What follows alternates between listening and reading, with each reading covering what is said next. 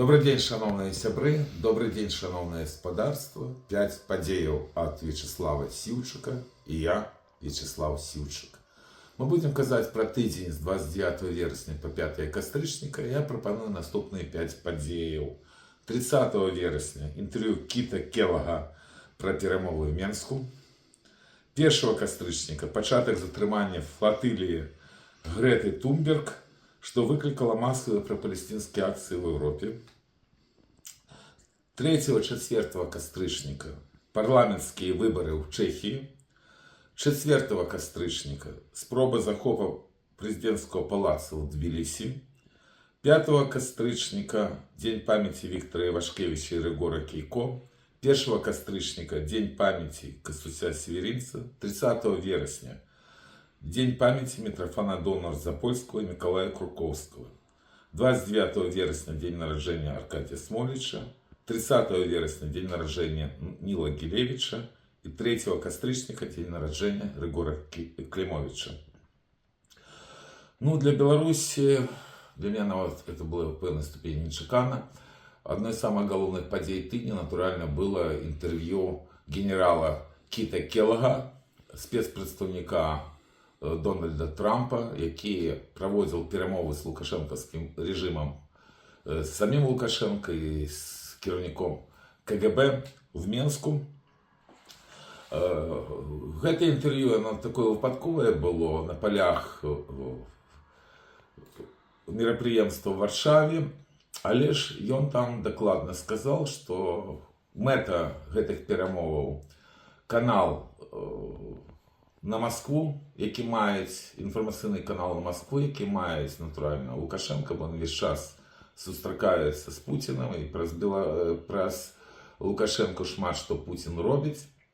Ну і так атрымалася, што удалося все-таки включить гэта палітвязняў, і вот такая пайшла депортацыя. З гэтага інтэрв'ю дакладна зразумела, што практычна вся беларуская дыаспора не мае ніякого дачынення да того перамоваў, якія адбываюцца паміж амерыканцамі і рэжымам.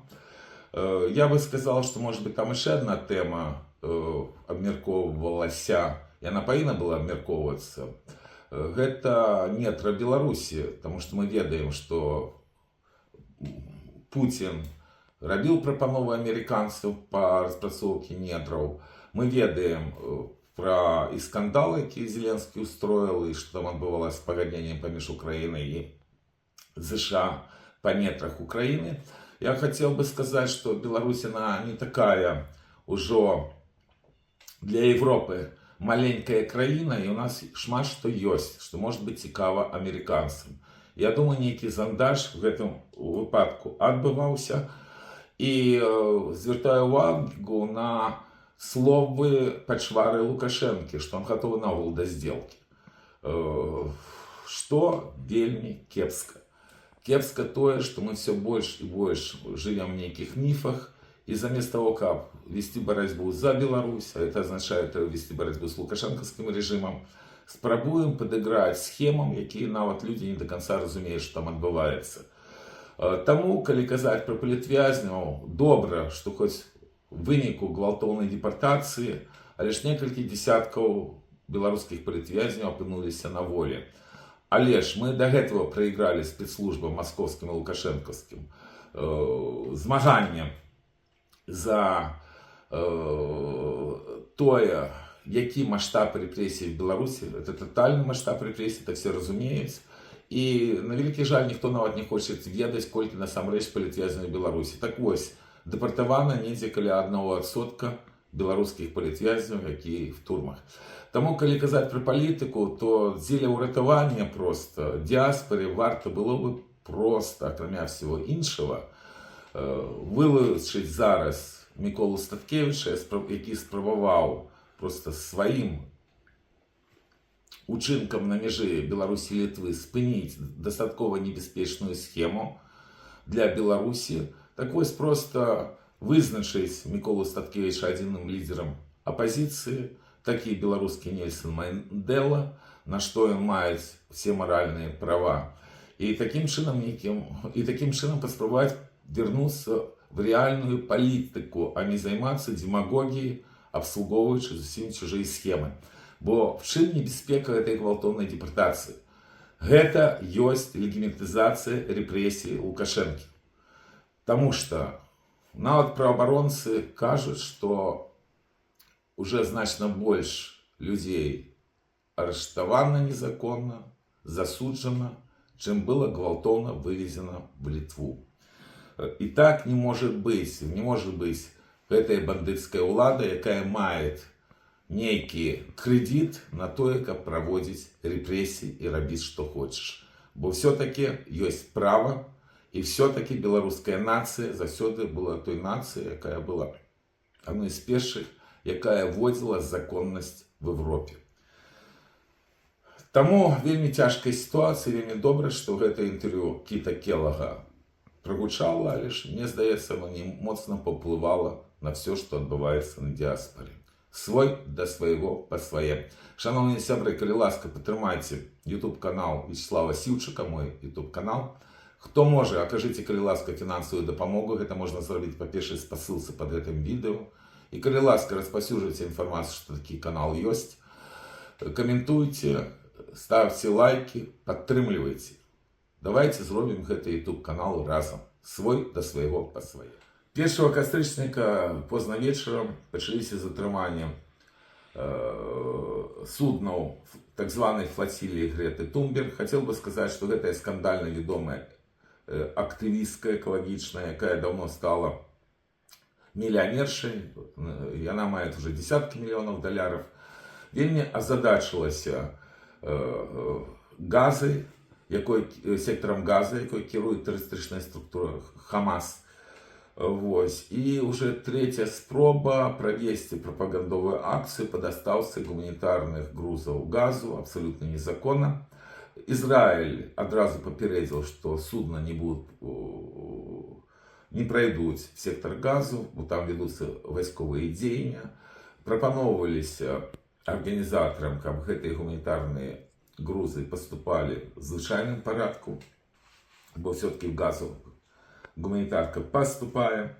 Але замест этого все равно уже третий раз все по одной схеме. Была заарештована и сама Грета Тунберг. И она уже дала интервью, что ее там клопы покусали в турне в Израиле. И она была скіравана на депортацию гвалтовную, бо пропоновали, каб люди сами з'їжджали. Кто отмовился, это все отбывалось про гвалтовную депортацию. Але ж, негледзячы на тое, што гэта все уже не першы раз, для меня досыць нечакана, гэта масавыя акцыі прапалестинскія, антыізраильскія, якія пракаціліся па гарадах Европы. Яны былі вельмі масавыя. Меня ўразіла, напрыклад, то, што в Варшаве дастаткова шмат людзей было, конечно, не так, як в іншых краінах, дзе, напрыклад, в Італіі наогул знікла пытанне нечакана аб тым, што может і ўрад просто пайсці в адстаўку, потому что там сапраўды вельмі масавыя акцыі. Ну, это, в принципе, я лічу нейкай ваханаліі. Я заўсёды прыгадваю, калі читаю про акцыі в розных краінах, в розных гарадах падтрымку Палестины, словы пачвары Путина, который кажа, что ему так званое СВО трэба было пачаць значна раней. Чему? Потому что терроризм безнаказанный. Хотел бы нагадать две речи. Оказывается, что террористичная атака Хамас, она заканчивается поспехово. Это стверджают как раз удзельники этих демонстраций, которые поддерживают Палестину. Так само, может быть, вам цікаво, але ж как раз Палестина поддержала цалком Путина в 22 году, когда был полномасштабное ворвание на территорию Украины. И отбываются дальнейшие трагедии. Вы ведаете, что была атака британца сирийского походження, таких все больше и больше в Британии робится, на синагогу в Манчестере, где он зарезал 2 габреев. Это вельми кепский признак, потому что в истории Европы это было. И мусіць не выпадкова, што калі прадстаўнікі ўладаў прыйшлі на траурны мітынг, які праводзіла габрэйская супольнасць Манчестера, ім просто освистали і кричали «ганьба», бо там спробував виступити один з керівників Ради, а разом з ним була міністр внутрішніх справ. Це перша мусульманка в Раді Великобританії, що так само показує, що відбувається зараз в Європі. Ну, в Советском Союзе все змагались за вызволение Анжелы Дэвис, за правы палестинского народа. Тому и сегодняшняя Европа не вельми далеко отошла от того, что робили коммунисты при своем пановании над нашими территориями. И кончится это вельми кепско, потому что хотел бы нагадать, что Хамас террористичная структура. Идут перемовы зараз, все-таки спынилась война в секторе Газе. Вызволены были закладники, больше есть закладники живые. Але ж сама ситуация страшная, потому что война идет на знішение. И кто, что бы ни казал, какая бы ни была демагогия, але ж коли сегодня Палестина робится суверенной державой, то это громаднейший удар по будучыні Ізраїля. Магчыма, гэтай краіны в такім варыянце не будзе існаваць праз пэўны перыяд. Это таксама трэба разумець, бо палітыка – это рэч вельмі цяжкая. Третья падзея вельмі важная для всей Европы. Парламенцкія выбары, якія адбываліся на працягу 2 дзён 3-4 кастрычніка в Чехії. Я, в принципе, казал, что хутчэй за все пераможа евроскептики. Казал, что хутчэй за все до ўлады вернется Андрей Бабиш. Так яно и атрымалася, потому что ягоная партия с великим отрывом заняла первое место. Набрали они больше 34%, будут иметь 80 мандатов в парламенте Чехии, 200 всего месяцев. Провалилась урадная коалиция разом, якая атрымае только 52 месяцы. И так само старосты независимые, чешская пиратская партия, это проевропейские, пробрюссельские, больше докладно сказать, партии, набрали разом 40 мандатов, что заявляется меньшостью в будущем чешском парламенте. Потому что прошли еще ультраправые, свобода и прямая демократия, 15 мандатов, и автомобилисты, это абсолютно новая партия, автомобілісти для себе, які так само будуть мати 13 мандатів. Хутчэй за все буде сформована коаліція з партії Бабіша разом з крайне правыми и автомобилистами. При этом, под сумневом, есть удел крайне правым в этом коалиции, там может быть урад меньшости. Але ж сегодняшний урад все равно вымушены будет пойти в отставку. Но это моцный удар по Брюсселю, по брюссельской бюрократии. Тут шмат будет нюансов. Первое, зменится ставление до Зеленского. Некоторые схемы, которые зараз проходят, они будут блокованы, потому что Бабиш в них покуль не зацікавлений. И цалкам магчыма, что родится вышеградская группа в вельмі таком цікавым формате, что это будет такой форпост Дональда Трампа в Европе, потому что Венгрия, Словакия, они декларуют, что они трамписты. Бабиш так само есть трампист. Одиное, что в Польше Трампа подтрымлівает только президент Навроцкий, бо урад гэта ёсць апозіцыя хутчэй да Трампа.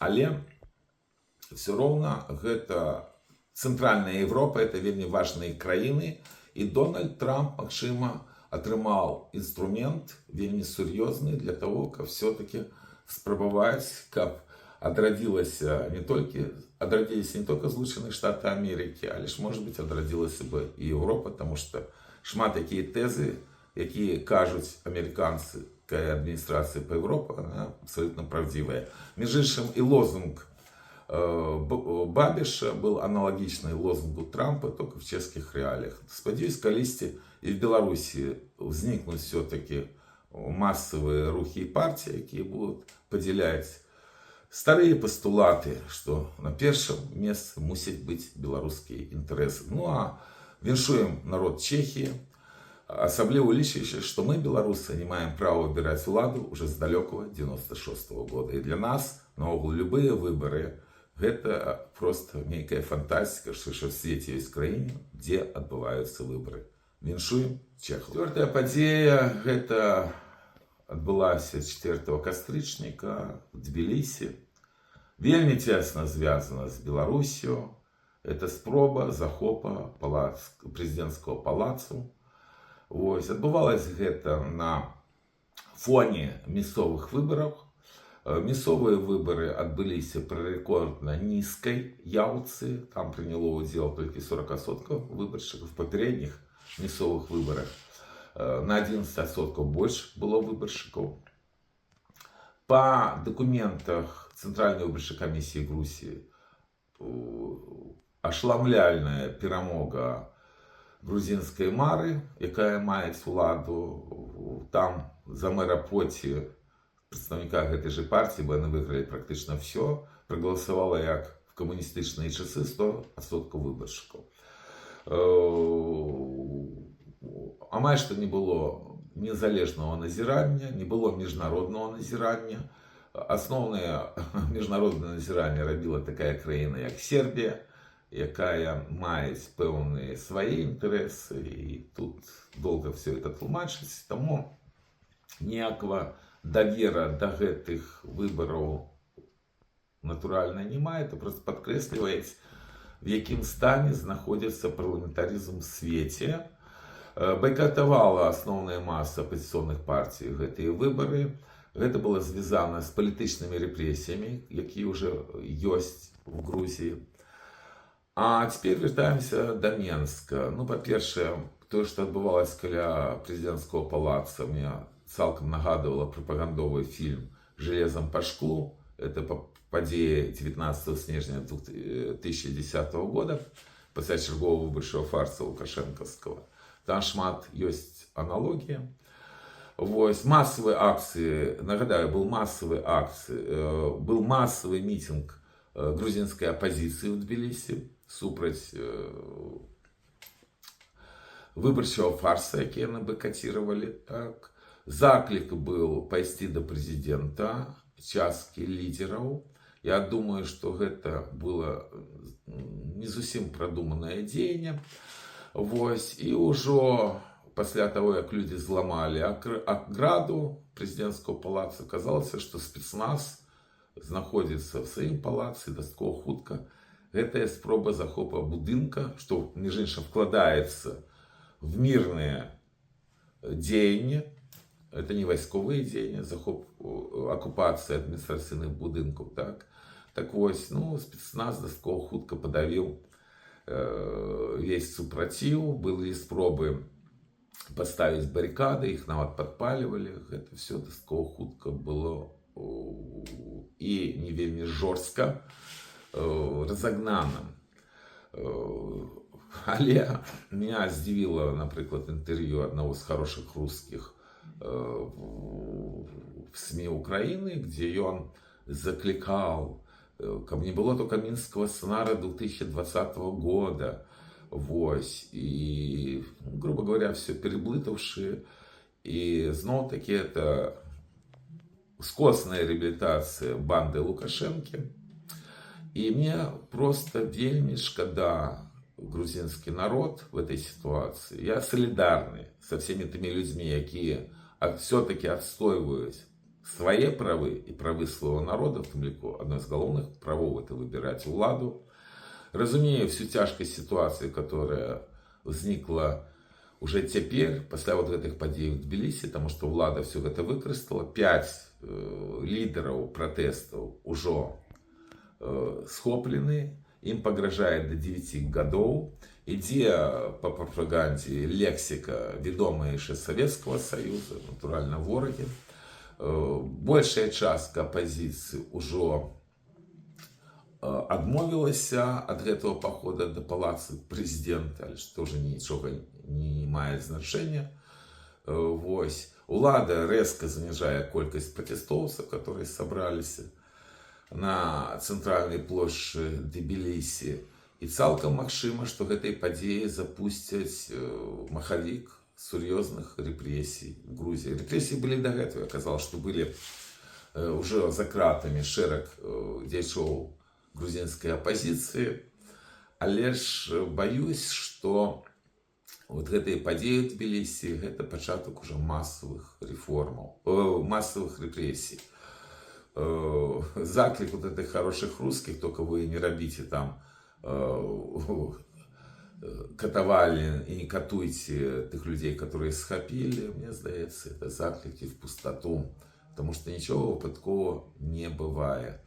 Вельмі шкада Грузію, вельмі цяжкай сітуацыі Грузія і грузінскі народ, практычна все народы, якія знаходзяцца вось в той час, калі весь свет і вся Європа перед воєнним стані. І шкада парламентаризму, бо знішається просто сам гэты механізм, знішається в різних країнах. Між іншим, так само не ведаю, що буде далі в Грузії. Це ще вельми серйозне питання, що там буде відбуватися. Ось. Але ж відбувалися перші вибори в Сирії, де так само вельми тяжко з парламентаризмом. Там в 3 провінціях наогул немагчыма было правесці выборы, бо 2 провінцыі яшчэ кантралююць курды, а в одной провінцыі практычна ідуць баі паміж ураднымі сіламі, там, бедуінскімі племёнамі, суніцкімі і друзамі. Ну, в зв'язку з тим, що в країні тяжко, так частку депутатів будуть призначати виконуючі обов'язки президента. Але ж я думаю, що в Сирії формується досить моцний ісламський режим, який буде непосредственно погрожати Ізраїлю, коли розбереться з цими внутрішніми проблемами, з цими 3 провінціями і формування інституту влади. От вони їх почали формувати, і не думаю, що в цій країні наогул в ближайшій перспективі магчимі нейкі вибори, коли ми кажемо про вибори не як профанацію, а як про демократичні інститути, де згодно з Конституцією і виборщики, і кандидати мають прави, і вельми серйозні прави. І саме головне право при цьому – право народу вибирати владу. От Грузія, на великий жаль, іде по тому шляху, в який загнали Білорусь ще під час голосування 1994 року, де шмат есть розных схемаў, матываў, але ж няма парламентаризма, які абсолютно необходны для того, каб чалавецтва все-таки уратавалася от этого глобального кризиса, які мы бачым, и того, что магчыма 3-я сусветная война. Свой да свайго па сваім. Шановныя беларусы Варшавы, запрашаю вас в неделю 12 кастрычніка о 14 гадзіне да помніка Каперніка на традыцыйную акцыю беларусаў Варшавы. Будзем разам о 14 гадзіне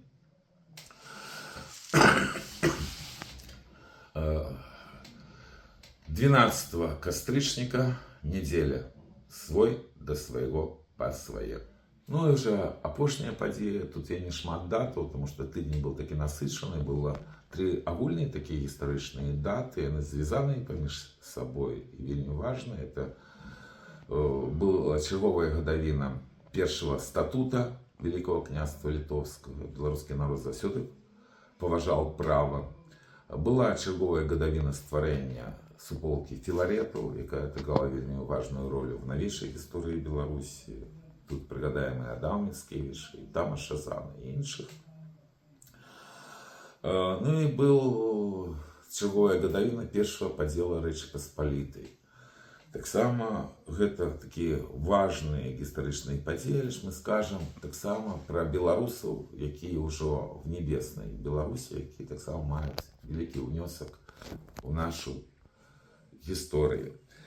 Ну, 3 кастрычніка, День памяти Виктора Ивашкевича и Рыгора Кейко. Ну, про Виктора Ивашкевича оказал попередние передачи, как раз 3 кастрычніка 13 года, и он помер.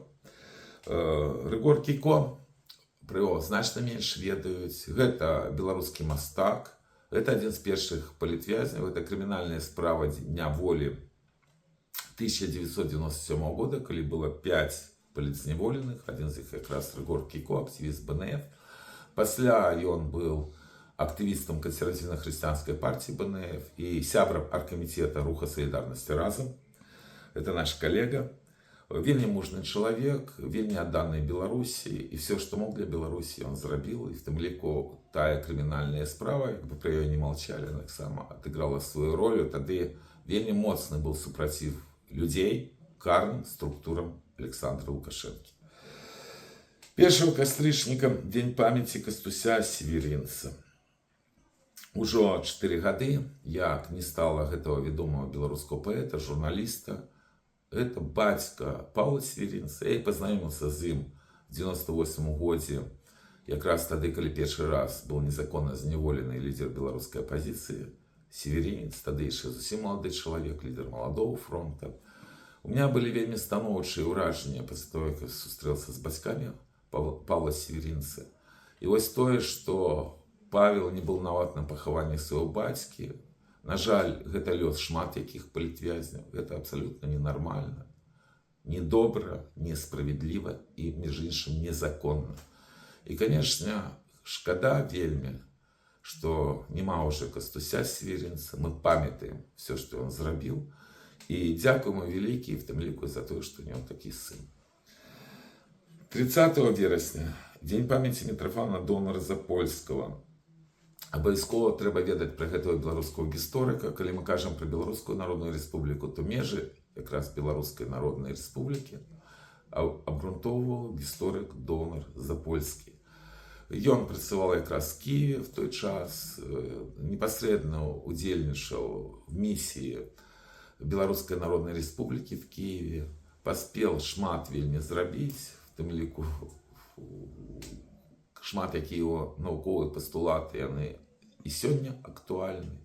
Вось. Таму прыгадвайце таксама чалавека, які дапамагаў таму, каб Беларусь не только выжыла, але ж мела дзяржаўнасць. И таксама это день памяти Миколы Круковского, это наш сучасник, якого не стало в 2013 годзе. Калі я стал кіраўніком выканаўчай структуры БНФ, одна из первых рэчаў, которая была зроблена по моей прапанове, это был створаны философский клуб, беларускі философский клуб.